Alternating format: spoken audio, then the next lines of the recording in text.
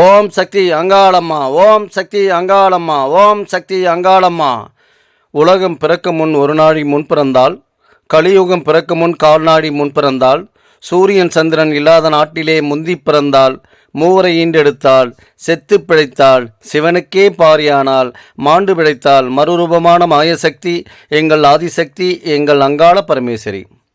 சிவசிவ என்கிற தீவினையாள சிவசிவ என்றிட தீவினை மாலும், சிவசிவ என்றிட தேவருமாவா, சிவசிவ என்னை சிவகதிதானே. ஐந்து கரத்தனை ஆணை முகத்தினை இந்திரன் இளம்பிறை போலும் ஏற்றினை, நந்தி மகந்தனை ஞான கொழுந்தினை புந்தியில் வைத்தடி போற்றுகின்றேனே. ஓம்கார உருவினிலே ஓம் சக்தி ஆனவளே, ஓம் என்ற பிரணவத்தின் உள்ளே ஒளிர்பவளே, பரிசுத்த சுரூபமாய் பரவியே நின்றவளே, அருளிடும் அம்பிகையே, அங்காள ஈஸ்வரியே. இந்த பதிவில் என்ன கொடுக்க போகிறேன்னு சொன்னால், மாசி மாதம் நடக்கின்ற திருவிழா என்னென்ன நாளில் நடக்க போகுது, அது எந்தெந்த மாதிரிலாம் இருக்கும் அப்படிங்கிறது நம்ம சொல்ல போகிறோம். ஏன்னா நிறைய பேர் ஃபோன் பண்ணி கேட்குறீங்க, எப்போ சார் ஊஞ்சல் தாலாட்டு நடக்குமா, இல்லை திருவிழாவில் என்னென்ன விசேஷம் பண்ணுவீங்க அப்படிங்கிறவங்க நிறைய பேர் கேட்டுட்ருக்கீங்க. அதுக்கு உண்டான பதிவுகள் தான் இப்போ நம்ம கொடுக்க போகிறோம். ஏன்னா மாதம் வந்து ஊஞ்சல் தாலாட்டில் வந்து எக்கச்சக்கமான பக்தர் வந்து கலந்துகிட்டு இருப்பீங்க, ஊஞ்சல் தாலாட்டை பார்த்துருப்பீங்க. இது வரைக்கும் நான் மலையனூர் கோயிலுக்கே வந்ததில்லை அப்படின்னு சொல்கிறவங்களுக்கு தான் இந்த பதிவு. இந்த மாசி மாதம் தேர் திருவிழாவில் இது வந்து நீங்கள் கலந்துக்கணும். ஏன்னா அந்த தேர் திருவிழா என்பது எதுக்குன்னா, அம்மா வந்து நகர்வலம் வருவாங்களாம். ஏன்னா வந்து கருவறையிலே இருந்தால் அந்த சாமிக்கு வந்து அழகில்லை. வெளி உலகத்துக்கு வந்து மக்கள் என்ன மாதிரிலாம் இருக்கிறாங்க, அவங்க எந்த மாதிரி கஷ்டத்தில் இருக்கிறாங்க, என்ன பிரச்சனை இருக்குது, இந்த கலியுகம் எந்த மாதிரி சிறப்பாக எந்த மாதிரி பிரச்சனையோடு கொண்டுட்டு போகுது அப்படிங்கிறதெல்லாம் பார்க்குறதுக்காக தான் அம்மா வந்து நகர்வலம் வருவாங்க. அதனால தான் பார்த்தீங்கன்னா பல ஊர் கோயில்களில் பார்த்தீங்கன்னா அவங்கவுங்க வந்து பங்கீட்டு தொகையாக போட்டு அந்த திருவிழாவை நடத்துவாங்க. இந்த மாசி மாதத்தில் அங்காளம்மன் கோயிலில் வந்து பார்த்திங்கன்னா ஊர் மக்களே ஆளுக்கு ஒரு பங்கீட்டு தொகை, வெளிநாட்டில் இருக்கிறவங்களாம் வந்து ஃபண்டு அனுப்புகிறாங்க. அவங்க அந்த கோயிலுக்கு அந்த ஊரில் இருக்கிற திருவிழாவை வந்து நம்ம பார்க்க முடியாட்டாலும், நம்ம இங்கேருந்தாவது அங்கேருந்து நம்ம திருவிழாவுக்கு உண்டான என்ன செலவாகுதோ அந்த காணிக்கைகள்லாம் நம்ம இங்கேருந்து அனுப்புவோம், ஷேர் வந்து அனுப்புகிறாங்க. அந்த திருவிழாவை எடுத்து நடத்துவாங்க. நிறைய நான் பார்த்துருக்கேன். அந்த கோயிலுக்கு போகும்போது பார்த்தீங்கன்னா வெளிநாட்டிலேருந்து வந்தவங்க இவ்வளோ உங்கள் பேர் வந்து இவ்வளோ பணம் கொடுத்துருக்காங்கன்னு சொல்லிட்டு திருவிழாவை வந்து அவ்வளோ அமக்கலமாக படுத்துவாங்க. என்ன காரணம்னா, நம்ம ஊர் திருவிழா இது வந்து நம்ம ஊர் திருவிழா வந்து நாம் தான் வந்து விசேஷமாக சிறப்பாக எடுத்து நடத்தணும். இன்றைக்கி நிறைய கோயிலில் வந்து மாசி மாதத்தில் வந்து அங்காளம்மன் கோயில் எங்கெங்கே இருக்குதோ அங்கங்கெல்லாம் வந்து விசேஷமாக செஞ்சிட்ருக்காங்க. ஏன்னா அங்காளம்மா வந்து எல்லாருக்குமே பொதுவானவர். ஏழைக்கும் எளியோர்களுக்கும் பணக்காரர்களுக்கும் எல்லாம் சம பங்கு தான் எல்லாருக்குமே. அவங்க வந்துட்டாங்கன்னு சொன்னாவே நமக்கு வந்து ஒரு வீட்டில் வந்து சகல சந்தோஷங்கள் எல்லாமே கிடைச்சிடும். நிறைய பேர் பார்க்குறேன், பார்த்தீங்கன்னா கிராமத்து ஆளாக இருப்பாங்க, அவங்க கிட்ட ஒன்றுமே வருமானத்துக்கே வழி இல்லாமல் இருக்கு, அவங்க மேலாம் சாமி ஆடுறாங்க. அதுக்கு என்ன காரணம்? ஏன்னா அந்த அன்பு வச்சுருந்தா போதும். அந்த ஆதி காலத்தில் வந்து இந்த அன்பு தான் வந்து அவங்க ரொம்ப நேசிக்கிறவங்களுக்கு மட்டும்தான் அம்மா வந்து அருள் கிடைக்கும். நீங்கள் பார்த்துங்கிறது வந்து தொட்டில் கட்டுறதுக்காக அமாவாசைக்காக வந்து பார்த்திங்கன்னா பல ஊர் மக்கள் பல ஏரியாவிலேருந்து வந்துட்டுருக்காங்க, மற்ற நாள்லேயும் வந்துட்டுருக்காங்க. அவங்கெல்லாம் வந்து ஊஞ்சல் தாலாட்டு அம்மனை தரிசிக்கும் போது அப்படியே மூலவரையும் போய் சந்திச்சுட்டு வந்து குழந்தை பாக்கியம் இல்லை, திருமணத்தில் தடையாக இருக்குது அப்படிங்கிறவங்களாம் வந்து இங்கே வந்து ஒரு மஞ்சக்கயிறு, திருமணம் ஆகாதவர்கள் மஞ்சக்கயிறு வந்து 3 தடவையாக தொடர்ந்து கட்டணும். ஏன்னா ஒரே தடவை கட்டினா வந்து பலன் தராது. 3 தடவை 3 மாதம் 3 தடவை இல்லை 3 மாதம் அந்த மாதிரி வந்து மஞ்சக்கயிறு கட்டிட்டு போகணும். ரெண்டாவது தொட்டில் கட்டுறது அதே மாதிரி 3 தடவையாவது வந்து தொட்டில் கட்டணும். கட்டும் போது தான் உங்களுக்கு உண்டான சேஞ்சஸ் கிடைக்கும். ஏன்னா ஒரே தடவை கேட்டுட்டால் எந்த பொருளுமே உங்களுக்கு வந்து கிடைச்சிடாது. நம்ம மன்றாடி போராடித்தான் ஒரு இடத்துலேருந்து ஒரு பிரச்சனை இருந்து நம்ம விடுபடணும்னா அவங்கக்கிட்ட கேட்டு தான் வாங்கணும். அது தவத்தில் வந்து தவம் கிடைப்பாங்கன்னு சொல்லுவாங்க. நிறைய விஷயங்கள் இருக்குது. அதுக்காக வந்து புத்திர ஏகாதேசி விரத வழிபாடு இருக்குது, குழந்தை இல்லாததுக்கு, திருமணத்துக்கு உண்டானது பரிகாரங்கள் இருக்குது, மாங்கல்ய தோஷம், அப்படி நிறைய. இப்போ ஏன்னா இந்த கலியுகம் வந்து என்னென்னா நிறைய பேருக்கு வந்து பார்த்திங்கன்னா 30-35 வயசில் தான் திருமணமே நடக்குது. சார் 30 வயசு மேலே ஆயிடுச்சு சார், இப்போ பொருத்தம் கூட மாட்டேன் சார், பொண்ணு அமையலை சார், சுற்றிக்கிட்டு இருக்காங்க. அதுக்கு என்ன காரணம்னு புரியாமல் முழிக்கிறாங்க. ஏன்னா அந்த கலியுகம் வந்து ஒழுங்காக ஒரு இதுவில் வந்து ஒரு சீராக ஒரு நிலைமையில் அவங்களுக்கு வந்து திருமணம் ஆகலை. அப்போ பார்த்திங்கன்னா ஒரு 21 வயசுலாம் வந்து கல்யாணமே முடிச்சிடுவாங்க. இன்றைக்கி 30-35 வயசு 40 வயசு ஆகுது. பார்த்திங்கன்னா இன்றைக்கும் பெண்களை தேடிட்டுருக்காங்க. நிறைய பேர் நான் பார்க்குறேன். பார்த்திங்கன்னா அந்த வயசில் தான் கல்யாணமே நடக்குது. பெண்ணுக்கும் வயசாகிருக்கு, பையனுக்கும் வயசாகிருக்குது. அந்த டைமில் தான் இன்றைக்கி வந்து பொருத்தங்கள்லாம் கூடி அவங்களுக்கு கல்யாணமே நடத்தி வைக்கிறாங்க. நிறைய கல்யாணங்கள் பார்க்குறோம். ஏன் இந்த கோயிலில் வந்து நிறைய பேர் வந்து கோயிலில் வந்து இன்றைக்கி வந்து காலகட்டங்கள் கல்யாணமே கோயிலில் தான் பண்ணுறாங்க. இதுக்கு காரணம் என்னென்னா நிறைய பிரச்சனை. எல்லாமே பொருத்தம் பார்த்து, எல்லாமே ஜாதகம் பார்த்து, 4 நட்சத்திரம்லாம் பார்த்து தான் சார் கொடுத்தோம். அப்படி இருந்தும் அவங்களுக்குள்ள கருத்து வேறுபாடுகள் பிரச்சனைலாம் வந்துக்கிட்டு இருக்கு அப்படின்னு சொல்லிட்டு அதனால தான் வந்து கோவிலே கல்யாணம் பண்ணுறாங்க. அதனால் இந்த மலையனூர் கோயிலில் வந்து எக்கச்சக்கமான பேர்கள் கல்யாணம் பண்ணிட்டு போகிறாங்க, மொட்டடிச்சு காது குத்திட்டு போகிறாங்க. ஏன்னா அது அம்பாளுடைய குலதெய்வமாக இருக்குது. நிறைய பேருக்கு குழந்தை இல்லாதவங்க இந்த இடத்துல உட்காந்து அழுது புலம்பி அம்மாவோட ஆசீர்வாதத்தோடு நிச்சயமாக தொட்டில் கட்டு போனீங்கன்னா அது குழந்தை பாக்கியம் உண்டானது கிடைச்சிடும். அதான் நீங்கள் பார்த்துருக்கீங்க, தொட்டியில் காமிச்சிட்ருக்கேன் பாருங்கள். எவ்வளோ பேர், எக்கச்சக்கமான பேர்கள் வந்து இந்த இடத்துல கட்டிட்டு போனவங்க நிறைய பேர் பாக்கியம் அடைஞ்சிருக்கிறாங்க. அவங்களே சொல்லுவாங்க, சார் நான் ஒரு தடவை தான் கட்டிட்டு போனேன் சார், எனக்கு வந்து கிடச்சிருச்சு சார், பரவாயில்ல சார்னுவாங்க. ஒரு சிலர் 3 தடவை நான் கட்டினேன் சார், பரவாயில்ல சார், இப்போ தான் சார் அதுக்கு உண்டான சேஞ்சஸ்லாம் கிடச்சிருக்கு. இன்றைக்கி பார்த்தீங்கன்னா ஆஸ்பத்திரியில் போனீங்கன்னா வந்து அவங்க சொல்கிறாங்க, என்ன சொல்கிறாங்க, நீர் கட்டி இருக்குது, தைராய்டு சுரப்பு இருக்குது அப்படி சொல்லிட்டு ஏதோ விஷயங்கள் சொல்லி அவங்கள வந்து இன்னும் அந்த தெளிவான போனவங்கள கூட வந்து அவங்களுக்கு தெளிவில்லாமல் ஆக்கிடுறாங்க. வருடக்கணக்காக சுற்றுறாங்க, ஆஸ்பத்திரி கையமாக சுற்றிக்கிட்டே இருக்கிறாங்க. இதுக்கு வந்து ஒரு மாற்றத்தையே கொடுக்கல. என்ன கேட்டாங்க, இதுக்கு மெயின் காரணம்னா அவங்களுக்கு ஒரு தன்னம்பிக்கை என்பது வந்து இல்லாத அளவுக்கு ஆகிப்போச்சு இன்றைக்கி வந்து. அதுக்கு தான் நாங்கள் என்ன சொல்கிறோன்னா, அவங்களுக்கு வந்து தன்னம்பிக்கை வேணும், ஏன்னா இறையொருளும் வேணும். அதான் பெண்கள் வந்து என்ன சொல்லுவாங்கன்னா நிலம்னு சொல்லுவாங்க, ஆண்கள் வந்து நீர். நிலமும் நீரும் சேர்ந்து வந்து அந்த விதையை வந்து இது பண்ண முடியாது. விதையை யார் கொடுக்குதோ அந்த இறைவன் தான் கொடுக்கணும். அந்த விதையை கொடுக்குற இறைவன்கிட்ட தான் நம்ம கேட்கணும். ஏன்னா நீரும் தண்ணி நிலத்தில் வந்து தண்ணி நீரும் ஊற்றிட்டா அது எதனா உற்பத்தி ஆகுமா? உற்பத்தி ஆகாது. அந்த விதையை கொடுக்குறது யாருன்னா அந்த இறைவன் தான். அப்போ விதையை கேட்கணும் நம்ம வந்து. அந்த காலத்தில் பார்த்தீங்கன்னா புராணங்களில் நிறைய இருக்குது. ஏன்னா அந்த யாக பூஜைலாம் புத்திர அந்த இந்த இதுவெல்லாம் பண்ணுவாங்க, யாக பூஜைலாம் பண்ணுவாங்க. அந்த மாதிரிலாம் இருக்குது. இன்றைக்கும் வந்து ஒரு சில மந்திரங்கள் இருக்குது, அதுக்குண்டான சக்கர வழிபாடு எல்லாம் இருக்குது. இதெல்லாம் வந்து நம்ம வந்து இணைஞ்சு தான் செயல்படுத்தணும். நம்ம கிடைக்காத விஷயத்துக்கு போராடி தான் ஃபைட் பண்ணி தான் கிடைக்கணும்னு வேண்டணும். அதுக்காக தான் அந்த கோவிலுக்குன்னு வர்றதே காரணமாக. இன்றைக்கி நிறைய பேர் வந்து கோவிலுக்கு நிறைய பேர் வந்தபடியே வந்துட்டுருக்காங்க. காரணம் என்னென்னா அதை சீர் பண்ணக்கூடிய நிலைமை வந்து அந்த அம்மா கிட்ட தான் இருக்குது. என்னுடைய பிரச்சனையை மொத்தத்தையும் சீர் பண்ணணும்னா அம்மா தான். நீங்கள் வேறு யாரை பிடிச்சாலும் வேலைக்கு ஆகாது. அதுக்காக தான் கோவிலை தேடியே வரும். அப்போ நீங்கள் வருஷம் வந்து அதாவது வருஷத்துக்கு 12 மாதங்கள் அப்படி அமாவாசை ஊஞ்சல் வழிபாட்டில் வந்து கலந்துக்கிட்டே இருக்கணும், தொடர்ச்சியாக வந்துட்டுருக்கணும். ஏன்னா 365 நாட்கள் அவங்க ஒரே நாள் தான். அவங்களுக்கு வந்து ஒரே ஒரு கண் பார்த்தா போதும், அது அத்தனையுமே கைகூடி வந்துடும். அவங்க மனசை வந்து இறங்கணுன்னா நம்ம வந்து இறங்கி தான் போகணும். ஒரே தடவை வந்து பார்த்துட்டு சார்னா அவங்களுடைய கர்மா ஒரே தடவை பார்த்த உடனே அம்மாவுக்கு பலன் தந்துடுவாங்க. ஏன்னா அது ஒரு காலகட்டங்கள் இருக்குது. அதை நினச்சாவே போதும், ஆட்டோமேட்டிக்காக அதுக்குள்ள இது எல்லாமே கிடைக்கும்.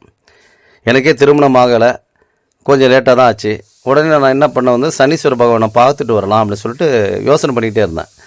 யோசனை பண்ணும்போது என்ன ஆகுதுன்னா, நான் எல்லோரும் டூர் போடும்போது என்னையும் ஒரு ஆளாக சேர்த்துங்க, நானும் வரேன், டூருக்கு வர மாதிரி இருக்கேன், அப்படியாவது சனீஸ்வரனை பகவானை பார்த்த பிறகாவது எனக்கு திருமணம் கைகூடி வரட்டும் அப்படி சொல்லிட்டு நினச்சிட்டே இருந்தேன். நான் எப்போ வந்து போகணும்னு நினச்சேனோ அப்போவே பொண்ணு பார்க்க ஆரம்பித்தாச்சு, பொண்ணு முடிச்சாச்சு. நான் அதுக்கப்புறம் தான் போனேன். அதுக்கப்புறம் டூரிஸ்ட்டு போய் கலந்துக்கிட்டேன், அதுக்கப்புறம் தான் வந்தேன். இது காரணம் என்ன, நம்ம நினைக்கும் போதே அவங்க அதுக்குண்டானது நமக்கு நடக்க ஆரம்பிச்சிடும். ஏன்னா இன்றைக்கி வந்து மருத்துவத்திலலாம் வந்து நமக்கு சாதிக்க முடியாது. மருத்துவத்தில் இன்னும் இன்றைக்கி தேடிட்டுருக்காங்க, பல விஷயங்கள் என்ன பண்ணலாம் ஏது பண்ணலாம்னு சொல்லிட்டு ஆராய்ச்சி பண்ணிகிட்ருக்காங்க. ஆனால் இறைவன் நினச்சா நிச்சயமாக அதை கொடுக்கக்கூடிய இடத்துல வந்து அம்மா இருந்துட்டுருக்காங்க. ஏன்னா கலியுகத்தில் வந்து பல வேதனைகள் பிரச்சனைகள், மனசில் வந்து பணம் இருக்கிற இடத்துல வந்து குணம் இருக்காது, குணம் இருக்கிற இடத்துல பணம் இருக்காது, அப்படிங்கிற மாதிரி தான் இருக்கும். நிறைய நம்ம பார்த்துட்ருக்கோம். கோயிலுடைய வடிவமைப்பு தான் காமிச்சிருக்கேன், அன்னபூரணி அம்மா. இந்த அன்னபூரணி அம்மா பேக் சைடில் பார்த்தீங்கன்னா அன்னபூரணி அம்மாவுடைய ஜீவ சமாதியானது இருக்குது. அந்த காலத்தில் வந்து சாப்பாடு ஆக்கி போட்ட ஒரு ஜீவனுடைய சமாதியானது பேக் சைடில் இருக்குது. முன்னாடி வந்து அன்னபூரணி சன்னதி இருக்குது. சிவனே அந்த அன்னபூரணி அம்மா கிட்ட வந்து பிச்சை எடுத்தாராம். பிச்சை எடுத்து அவருடைய சாப்பாடானது ஆகாரம் இறங்கலையாம். எங்கெங்கேயோ நாடு நகரங்கள்லாம் சுற்றி 30 கோடி தேவர்கள் எல்லாருமே கொடுத்து பார்த்தாங்க, அத்தனைக்கும் பசி அடங்கலை. அவருடைய பிரம்மனுடைய சாபம் என்னென்னா, நீ கடைசியில் போய் அந்த திருநீரை வந்து சாப்பிட்டா தான் உனக்கு உணவாக இருக்கும்னு சொல்லிட்டு தான் அந்த திருநீரை தான் வந்து அவர் வந்து இரவு வரும்போது படுக்கும்போது ஒரு சின்ன ஒரு புடி சாம்பலை சாப்பிட்டு தான் படுப்பாராம். அந்த சுடுகாட்டு சாம்பல் தான், அந்த சாப்பாடு தான் வந்து அவருக்கு ஏர்வி ஆகுமா, மற்ற எங்கே சாப்பிட்டாலும் வந்து ஏர்வி ஆகாதான். ஏன்னா அத்தனையுமே வந்து பிரம்ம கபாலமானது பிரம்மனுடைய சிரசானது சாப்பிட்டுடும்.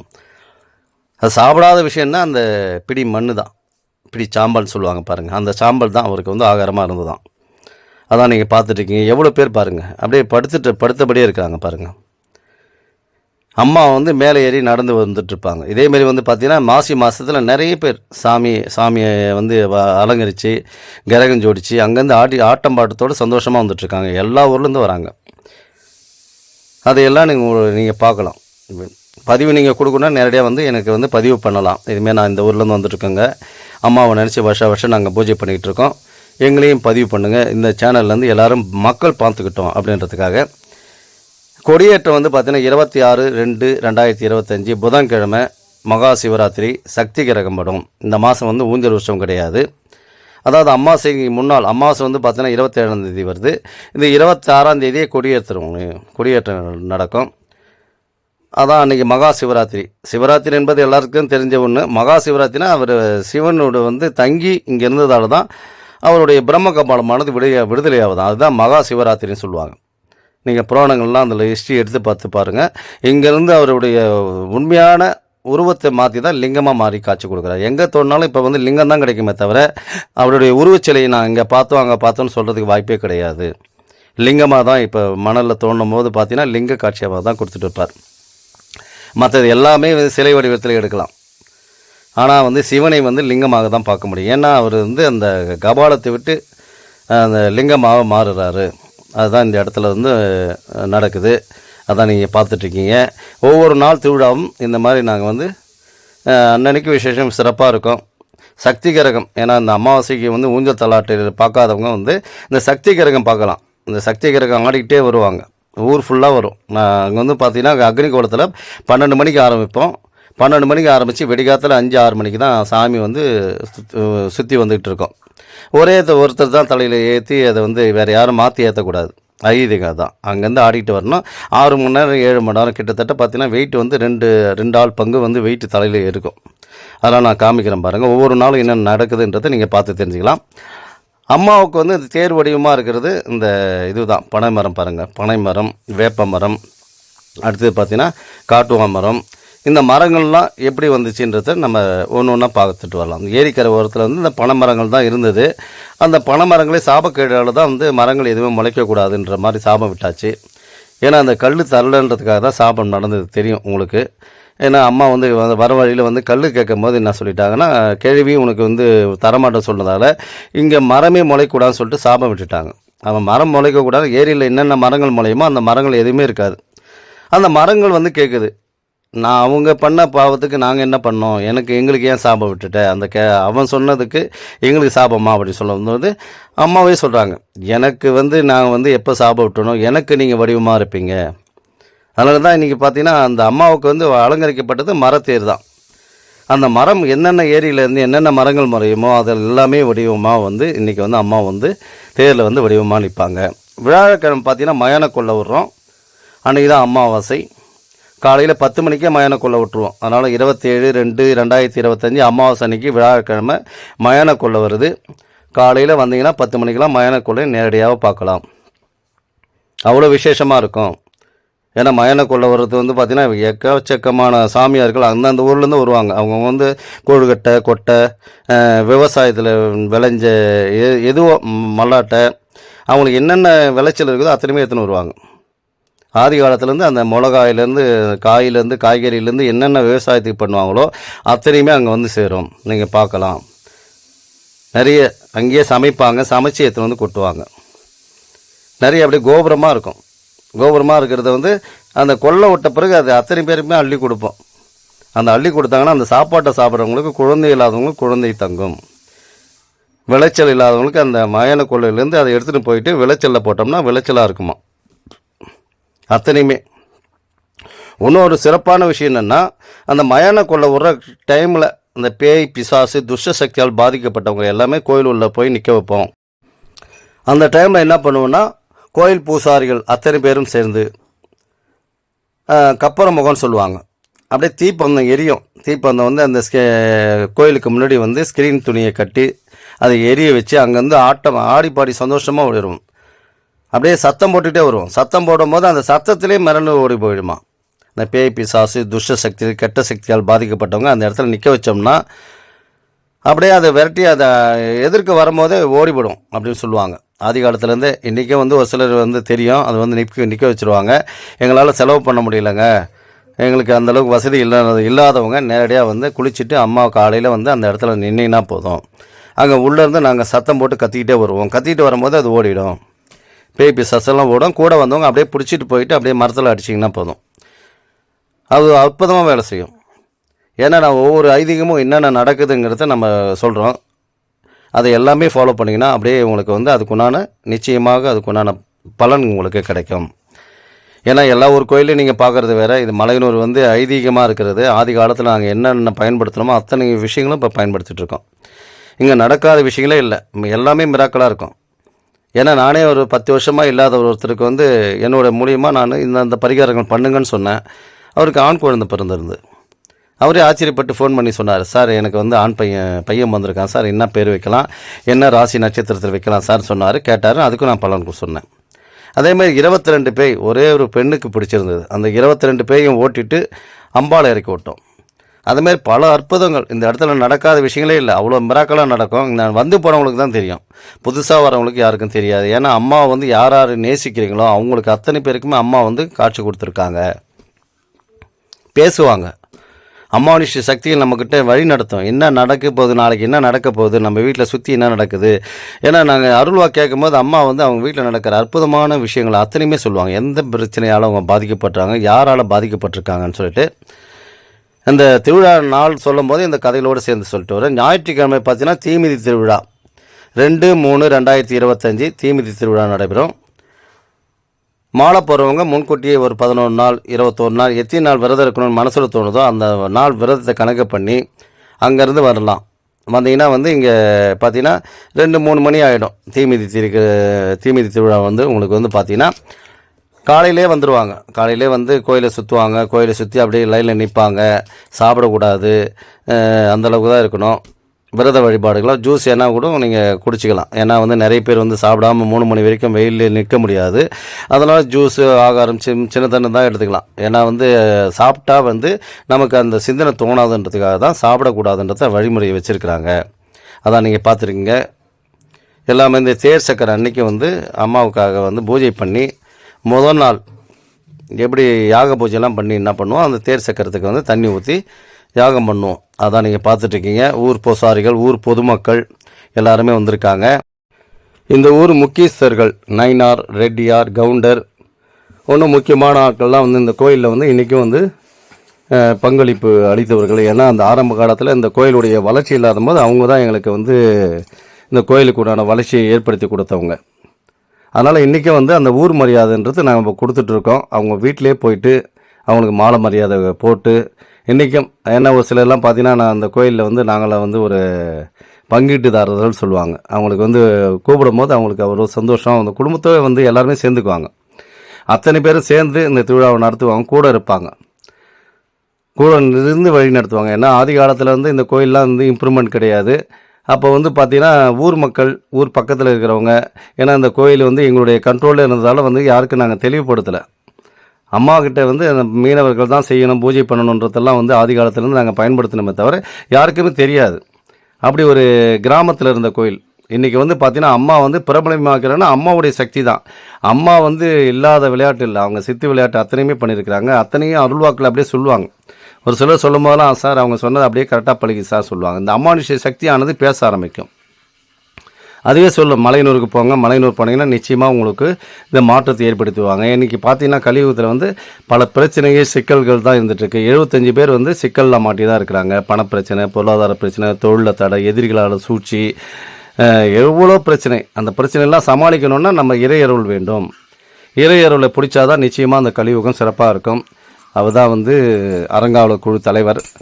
அவருக்கு வந்து மாலை மரியாதை போட்டு சிறப்பாக அவருக்கு வந்து நம்ம வந்து சொல்கிறோம். அவர் முன்னிலையில் தான் இந்த திருவிழா நடத்தும். ஏன்னா ஒவ்வொரு வருஷமும் ஒவ்வொரு நபர்கள் தான் வந்து திருவிழா நடத்துவாங்க, எடுத்து நடத்துவாங்க. அது அம்மாவுடைய ஆணை தான். யாராருக்கு என்னென்ன கொடுப்பன இருக்குதோ அம்மாவே வழி நடத்தி அவங்கள இட்டு வந்து உட்கார வச்சு அதுக்குண்டான பண்ணுவாங்க ஒவ்வொரு வருஷமும். அந்த மாதிரி தான் இருக்கும். அதே மாதிரி பார்த்தீங்கன்னா கிரகம் எடுக்கிறவங்களும் வந்து இந்த குடும்பத்தாரர் தான். ஏன்னா 1000 குடும்பம் இருக்குதுன்னா 1000 குடும்பத்திற்கு யாருக்கு வரணுன்றது ஒரு கணக்கு இருக்குது.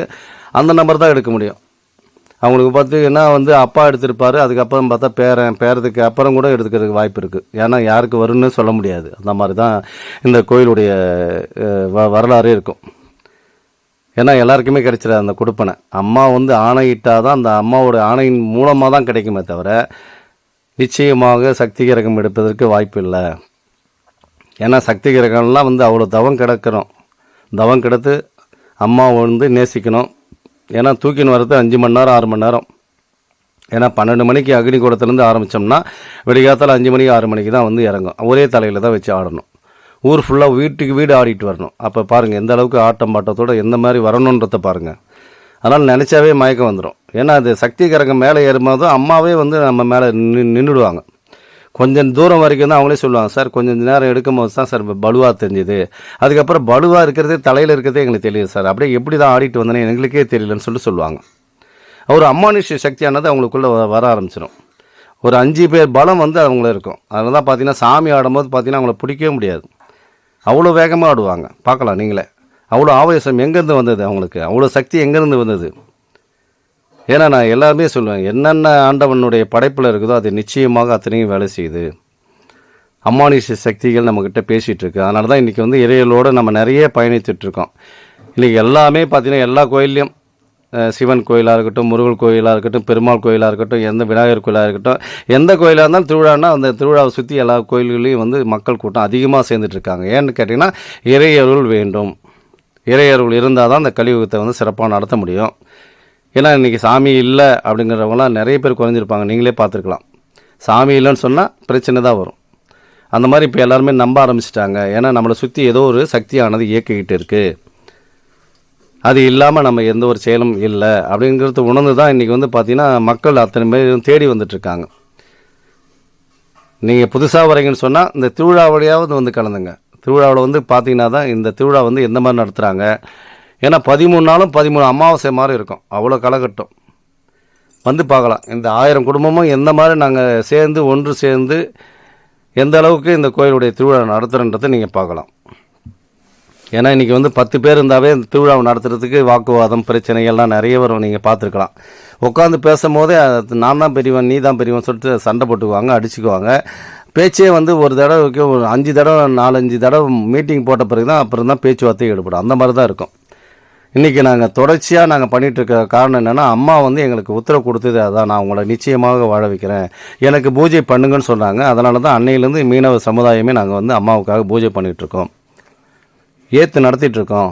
அம்மா எங்களை அத்தனை பேருமே வாழ வச்சுட்ருக்காங்க. ஆதி காலத்தில் பார்த்தீங்கன்னா ஒரு 10-15 வருஷத்துக்கு முன்னாடி பார்த்தோன்னா எல்லாமே இந்த பெரிய தெரு பார்த்தீங்கன்னா கூரை வீடுகளாக தான் இருந்திருக்கும். இன்றைக்கி வந்து கோடை, அதாவது பார்த்திங்கன்னா மாடி வீடுகள், அரண்மனைகள், இவங்கெல்லாம் வந்து பம்பக்காரங்க, கோயிலுடைய மேலக்காரர்கள் எல்லாமே பார்த்துட்ருக்கீங்க. எல்லாருக்குமே இந்த இடத்துல வந்து பங்கீடு இருக்குது. அவங்கவுங்க எல்லா கம்யூனிட்டியும் சேர்ந்து தான் இந்த கோயில் திருவிழாவை எடுத்து நடத்துகிறோம். அவங்கவுங்க வந்து முன்னுரிமையோடு நிற்பாங்க. சார் எனக்கு உரிமை சார், நான் தான் சார் இந்த வருஷத்தில் வந்து நான் எங்கள் வருஷம் சார் இப்படின்வாங்க. அது வந்து அந்தந்த வருஷத்துக்கு ஒரு ஆளுக்கு வந்து உரிமை இருக்கிறது. நான் பார்த்தீங்கன்னா 6ஆம் முறை பூசாரிகள்னு சொல்லுவாங்க. ஏன்னா 1லேருந்து 7 கொத்து இருக்குது. 7 கொத்தில் 6ஆவது முறை தலைமை பூசாரி நான் வந்து.